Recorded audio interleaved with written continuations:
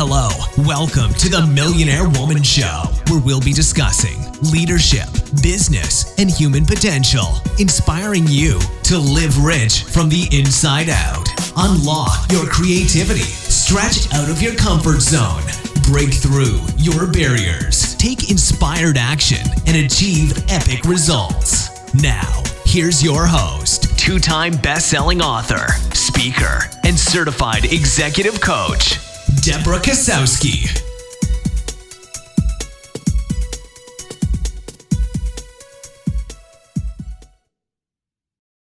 Hello, everyone, and welcome to today's podcast. Today, I am talking to you about leaders own it. What do I mean by that? What do I mean by ownership? When you are a leader in your life, your business, or your organization, you own everything around you. You take 100% responsibility for the outcomes and the results that you see around you. You're not pointing fingers of blame, because as you notice, there's 3 fingers pointing back at you at any point of time. So if you just pointed your fingers at someone, notice that those fingers are pointing back at you. So there's no finger pointing, there's no blaming, there's no complaining about others, because the leaders know that complaining doesn't get you results. It doesn't shift the direction. So they don't waste their time complaining about things. They are focused on, okay, what's the next step? What's the next strategy? What are the things that I need to do to move forward? That's what a leader does. A leader doesn't sit in a place of victimhood, wondering what they should do and why is this all happening to me? So the things that you want to think about when you're taking 100% responsibility means no complaining, no blaming, and no excuses. The excuses are the thing that can hold us back from really moving forward as leaders. The excuses are all the reasons why we can't take action. Eliminate the can't. Look for the possibilities. What can you do to get the results and opportunities that you're seeking? Leaders are a very special breed. And when you decide that you're going to show up as a leader, you're going to think about, who do I need to be? What do I need to do? And what do I need to have to be the most effective leader that I need to be?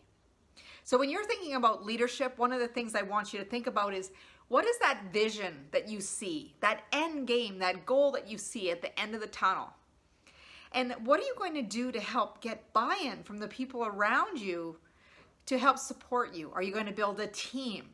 Are you going to have people in your life who are supportive and encouraging? Maybe you hire on a contract basis to really help create that vision. So if you create that vision, you need to share that vision. And that's what makes a leader. They get followers because of the vision that they see. People want to be a part of something bigger than themselves. They get super excited about the possibilities and they can see the vision and they want to be a part of that.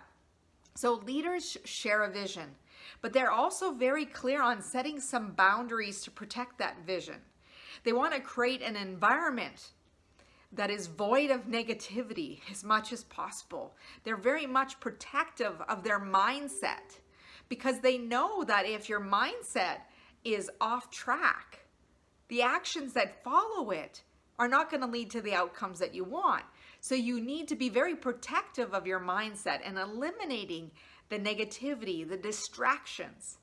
See, leaders, they're really good at prioritizing, really focused in on what is most important here. Where do I need to put my time, my money, my resources to get the greatest return on an investment to get the results that I want? And you can apply this to anywhere in your life, whether it be a business scenario, a leadership in an organization, or even in your own life. What are the things that you need to understand with your time, money, resources? And resources includes talents, people, and many other equipment, things like that. So I want you to think about, when you are sharing the vision and you're reverse engineering the plan, that you're protective of your environment. Not only protective of your environment and mindset, what kind of environment or culture are you creating? A leader is very much aware of the culture that they want to optimize. They want to have energy infused so people feel a part of something bigger. Because when people have an emotional connection to what they're doing, buy-in is easy. You want them to know that they're a part of something bigger, and the results that they help provide are really going to make an impact. Because there's 3 things people want in the world: that it's relevant, that there's significance, and that there's impact. And if you can tap into those 3 things, you can start making great shifts and changes to where you want to go. So the other thing is finding out the talents around you. Let people play in their strengths.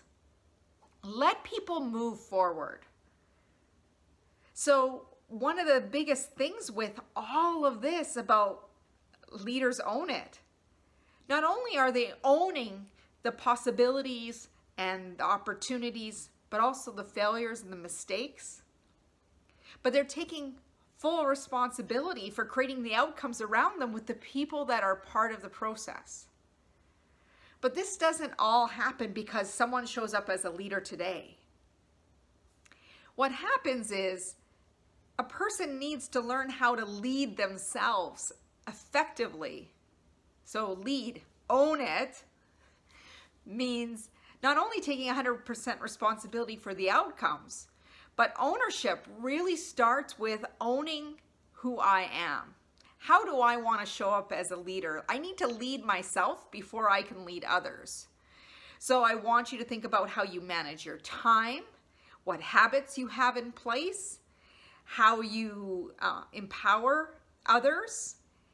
Are you self-aware? Do you do some reflection of how situations have gone forward, and were they successful? And if they weren't, have you stopped to take the lesson that goes with that so that you can move forward and move forward in a more powerful way because you've taken time to reflect and say, okay, you know what? That didn't go so well.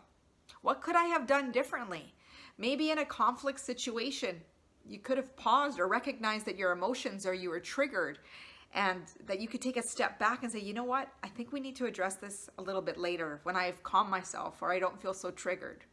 Because and other options are, let's focus on the facts versus the emotion. Because when emotions are high, we know that we have these amygdala hijacks. This part of our brain wants to go and fight and flight, and our brain wants to protect us. And when we go into a place of protection, often what happens is that people operate and make decisions from a place of fear. And when they do that, when you're operating from this place of fear, you are not going to be taking actions that are very intentional to get the outcomes that you want. You're forcing situations and circumstances to happen that don't flow. So they get frustrated and it feels like it's hitting against the wall. So instead, when your emotions can be at a place where you can make effective decisions as a leader, that's when magic happens. Magic happens when you're able to recognize when those emotions get too high, to take a step back, pull back a little bit, look from the outside view. What is going on? What is going on for me? What's going on in my environment?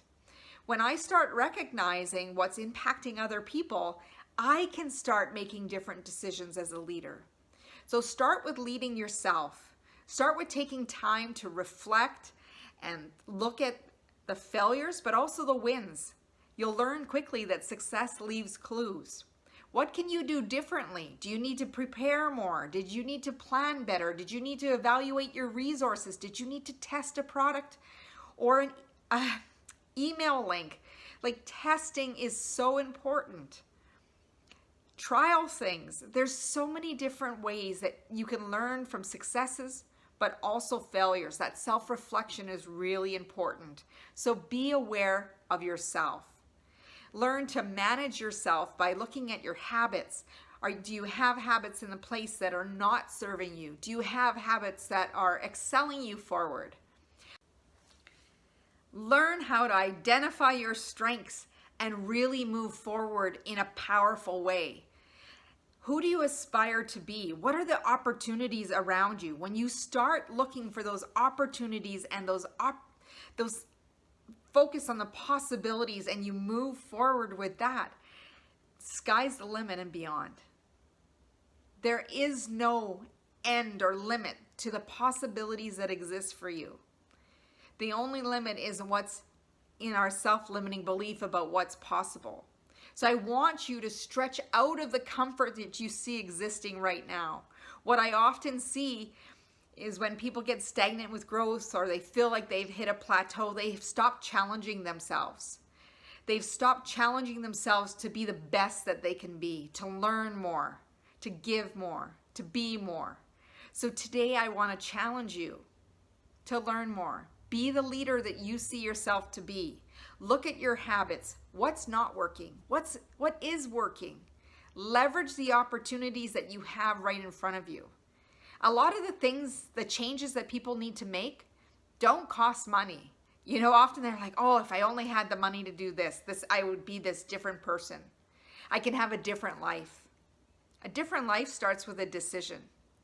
It starts with a decision to be the person that you want to be the best you. And it starts with owning it. Be the leader you see yourself to be. Eliminate those distractions. Focus your attention on where you want to go. Create that environment that empowers not only you, but others. Are you having the environment that is full of information and podcasts and motivational videos and things that empower you, phrases, quotes, things that keep you focused on your end game? When you start owning it, taking that 100% responsibility, that no excuses, you're not going to be focused on penalties. You're actually going to focus on the rewards of what you're going to get by reaching those outcomes that you want. You're going to look for the results. And as you look for results and what you focus on, you're going to get more of. So start with leading yourself. How can you be the best you today? Again, go back to those habits and look and listen for the lessons that are right in front of you.